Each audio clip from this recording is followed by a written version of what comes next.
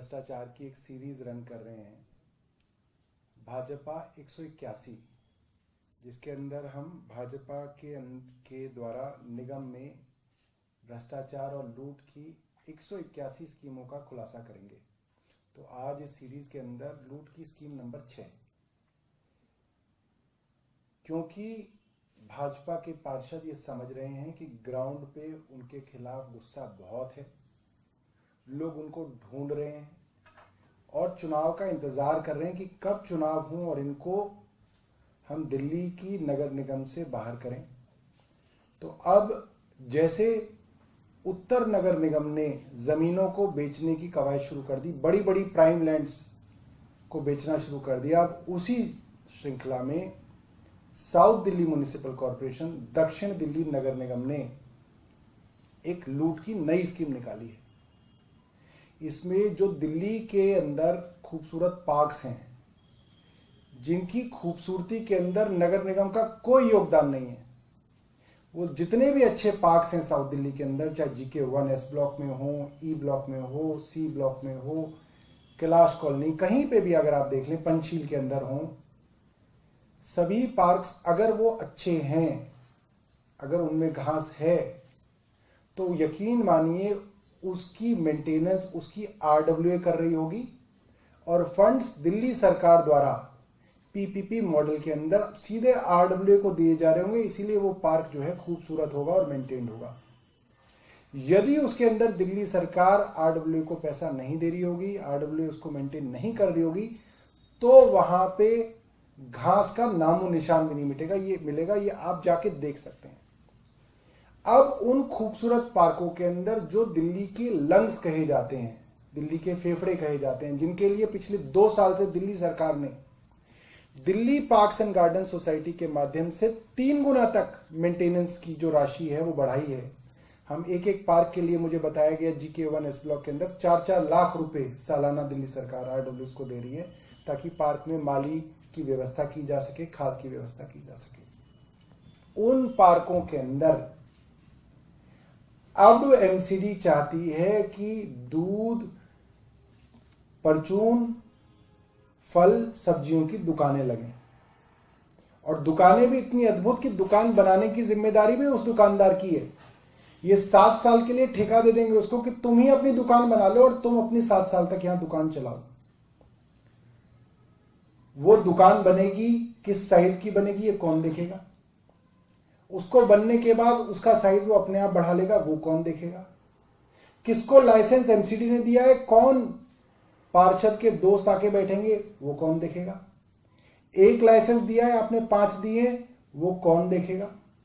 MCD का track record इतना गड़बड़ रहा है कि जो इनके वीकली बाजार लगते हैं, मैं चाहूंगा कि आप किसी वीकली बाजार के अंदर जाके देखिएगा, साप्ताहिक बाजार जिसको मंगल बाजार, सोम बाजार कहते हैं, वो अगर 300 मीटर तक लगने होंगे तो वो 3-3 किलोमीटर तक इनके बाजार लग रहे होते हैं, क्योंकि कहने के लिए साप्ताहिक बाजार इतने एरिया में लगना है, मगर वो अपने आप फैलना शुरू हो जाता है भ्रष्टाचार, क्योंकि बाकियों से इनके जो पार्षद हैं और जो इनके जो MCD के जो अफसर हैं वो पैसा लेते हैं, पैसे की उगाही करते हैं। कहने के लिए उसका एक साइज होता है कि एक वीकली बाजार में इतने साइज की दुकान लग सकती है, मगर वो उससे 3 गुना 4 गुना तक साइज के अंदर उनके कियोस्क लगते हैं। और सबसे बड़ी बात यह है कि 3 दिन से RWAs अखबारों के अंदर बयान देके पूछ रही है MCD से कि ये सुंदर आइडिया आपको दिया किसने? किसी RWA ने आपसे कहा, किसी रेजिडेंट्स की ऑर्गेनाइजेशन ने आपसे कहा, आपको ये आइडिया आया कहां से? क्योंकि RWAs ने कभी नहीं मांगा कि उनके पार्क्स के अंदर दुकानें बना दें। दिल्ली के अंदर दूध की, ब्रेड की व्यवस्था के लिए DMS के बूथ हैं, मदर डेयरी के बूथ हैं और दुनिया जहान की दुकानें हैं हर मार्केट के अंदर। सिर्फ और सिर्फ अपने कार्यकर्ताओं को ये दुकानें देने के उद्देश्य से ये पूरी की पूरी कवायद की जा रही है कि जाते जाते अपने कार्यकर्ताओं को कब्जा करने के लिए जमीनें अलॉट कर दें और फिर जो RWAs हैं वो उससे लड़ती रहें। RWAs ने कल LG साहब को और मुख्यमंत्री जी को एक चिट्ठी लिखी है कि ये पार्क हम मेंटेन करते हैं, MCD इसके अंदर 1 रुपया खर्च नहीं करती है। इन पार्कों के अंदर हमारी महिलाएं, हमारे बुजुर्ग, हमारे बच्चे खेलते हैं, योगा करते हैं, मेडिटेशन करते हैं। यहां पे शांति मिलती है। यहां पे ये दुकानदारी शुरू ना की जाए। यहां पे जो कूड़ा होगा, गंदगी होगा, आप वैसे ही नहीं कहीं सफाई करते, वहां की सफाई कौन करेगा? और सेफ्टी सिक्योरिटी की भी कई परेशानियां इसके अंदर आएंगी। सिर्फ और सिर्फ लूट के उद्देश्य से एमसीडी के पार्षद इस स्कीम को लाए हैं और हम इस स्कीम का पूरा विरोध करते हैं। ये सिर्फ और सिर्फ लूट के उद्देश्य से लाई गई है। दूसरी बात, एमसीडी के पार्षदों का एक पूरा इतिहास रहा है, किस तरीके से जगह जगह वो कब्जे कराते हैं। मैंने आपको पहले भी दिखाया था वीडियो में, किस तरह से GK1 में ही एम ब्लॉक मार्केट के अंदर वहां की पार्षद शिखा राय 10 करोड़ की जमीन पे खुद कब्जा करा रही थी खड़े होके। तो जब ये मार्केट्स के अंदर खुल्लम खुल्ला कब्जे करा सकते हैं, तो आप सोचिए दिल्ली के अंदर जो पॉश कॉलोनी के पार्कों में किस तरीके से कब्जों करने की लूटमार भाजपा के पार्षद करेंगे। इसलिए हम इसका पूरी तरह से विरोध करते हैं। धन्यवाद। कोई और अगर आपके पास सवाल है तो आप वो पूछ सकते हैं इसके विषय में या किसी और। जी। अमित शाह और कैप्टन अमरिंदर सिंह के बीच बैठक हुई। बैठक के बाद उन्होंने कहा कि उनके पास इस मसले को सुलझाने का तो हल नहीं है, क्योंकि ये पूरा मामला केंद्र और किसानों के बीच में है। लेकिन उन्होंने कहा कि जल्द से जल्द विवाद सुलझना चाहिए, क्योंकि अर्थव्यवस्था पर भी असर पड़ रहा है और राष्ट्र की सुरक्षा। देखिए, अमरिंदर सिंह जो हैं कैप्टन साहब, ये बड़े इंटरेस्टिंग कैरेक्टर हैं। ये बड़े दिलचस्प पर्सनालिटी हैं, पात्र हैं। ये रहस्य समझ में नहीं आ रहा कि अमित शाह ने इनको क्यों बुलाया और ये क्यों आए थे। ये बताने आ रहे थे कि इसको सुलझा लो, ये बहुत जरूरी है, और किसानों को भी उपदेश दे रहे हैं कि भाई इसको सुलझा लो, ये बहुत जरूरी है। इसमें तो कुछ गड़बड़ है। कुछ दिनों पहले अमरिंदर सिंह कह रहे थे कि मैं रिजाइन दे दूंगा अगर ये बिल वापस नहीं हुए, अगर ये कानून वापस नहीं हुए तो मैं इस्तीफा दे दूंगा, ये इन्होंने कहा। उसके 3 दिन बाद इनके बेटे के पास ईडी के छापे पड़ने लगे, नोटिस आने लगे। और जो ईडी और इस तरीके की सारी संस्थाएं संभालते हैं अमित शाह जी, उनके पास अब ये एक मीटिंग के लिए आए जिसका कोई एजेंडा नहीं था, जिसका कोई निष्कर्ष नहीं निकला। और उस मीटिंग से निकलने के बाद ये किसानों को उपदेश दे रहे हैं कि भाई इसको जल्दी से निपटा लो। इन्होंने केंद्र सरकार के बारे में ये नहीं कहा कि इसके अंदर क्या करना है। सीधी सीधी मांगे इनको केंद्र सरकार से कहना है कि 3 कानून जो हैं ये वापस लिए जाएं और मिनिमम सपोर्ट प्राइस को सरकार कानूनी जामा पहनाए। यही 2 मांगे हैं। इन्होंने मीटिंग से बाहर निकल के ये मांगे भी नहीं दोहराई। इन्होंने ये कहा कि केंद्र सरकार भी सोचे और किसान इसको जल्दी से निपटाएं, क्योंकि इसके अंदर राष्ट्रीय सुरक्षा का मामला है। मुझे ये समझ में नहीं आया कि दिल्ली के बॉर्डर पे किसान बैठे हुए हैं, पुलिस ने उनको जबरदस्ती रोका हुआ है, अपनी रोटी, अपनी सब्जी, अपनी दाल खुद वहां पे बना रहे हैं। इसमें राष्ट्रीय सुरक्षा कहां से आ गई?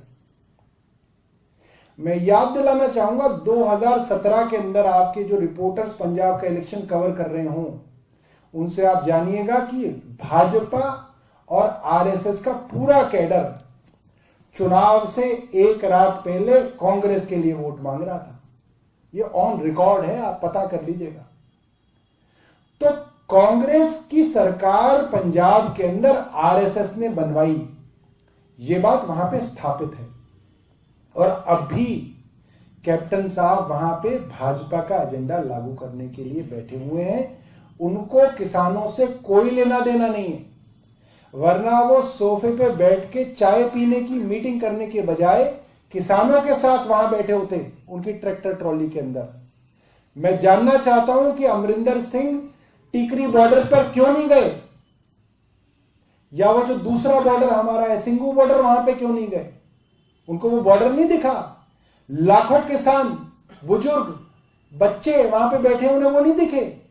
वो पंजाब से आते हैं, अमित शाह जी से मिलते हैं और चले जाते हैं। कैसे जा सकते हैं बिना किसानों से मिले? उनको वहां पे किसानों के साथ बैठना चाहिए था। तो ये जो दोहरी राजनीति है अमरिंदर सिंह जी की, ये सारे के सारे किसान समझ रहे हैं। और कोई प्रश्न है आपके पास? तरफ से एक नोटिस जारी किया गया कि जो सिंगू बॉर्डर पे जितने किसान बैठे हुए हैं उन लोगों का आज कोरोना टेस्ट करने से स्टार्ट किया जाएगा। मैं चाहता हूँ क्या रणनीति है जी, भीड़ कम करना है या केंद्र सरकार हरियाणा सरकार की मिली भगत? देखिए पहली बात तो ये कि हरियाणा सरकार पहले अपने यहाँ तो गुड़गांव और फरीदाबाद में टेस्ट करा ले लोगों के, वहां तो उनके टेस्ट नहीं हो रहे, वो लोग तो दिल्ली में आके टेस्ट करा रहे हैं और ये हरियाणा के अंदर उन लोगों के टेस्ट करना चाह रहे हैं। सिर्फ और सिर्फ ये है कि इनके अंदर कोरोना संक्रमित लोगों को ये प्लांट करेंगे, उनका टेस्ट करके कहेंगे कि साहब यहां देखो पॉजिटिव रिपोर्ट आ गई, इस जगह को जल्दी से जल्दी खाली करो। ये पूरी की पूरी इनकी कोशिश है और शरारती तत्व हैं हरियाणा सरकार के अंदर, पहले भी वो अनाप शनाप बयान इसके देते रहे हैं। मगर मैं एक चीज आपको बताऊं, हरियाणा का किसान पंजाब के किसान के साथ खड़ा हुआ है। परसों में टीकरी बॉर्डर पर था, वहां पर बड़े बड़े होर्डिंग लगे हुए हैं, हरियाणा पंजाब भाईचारा जिंदाबाद, और हरियाणा के किसानों लंगर चला रहे हैं पंजाब के किसानों के लिए। हरियाणा के एक गांव से पूरे दिन का दूध इकट्ठा करके पंजाब के किसानों के लिए भेजा गया। और कल मैं सिंघू बॉर्डर पे था, वहां पे भी मैंने ये देखा। हरियाणा सरकार गलत कर रही है, मगर हरियाणा का किसान, पंजाब का किसान, उत्तर प्रदेश का किसान और मुझे अब पता चला है महाराष्ट्र और गुजरात का किसान भी इन किसानों के साथ कंधे से कंधा मिला के लड़ाई लड़ने के लिए तैयार है। और मैं अपना पर्सनल आपको ओपिनियन बता रहा हूं, वो जाने वाले नहीं है।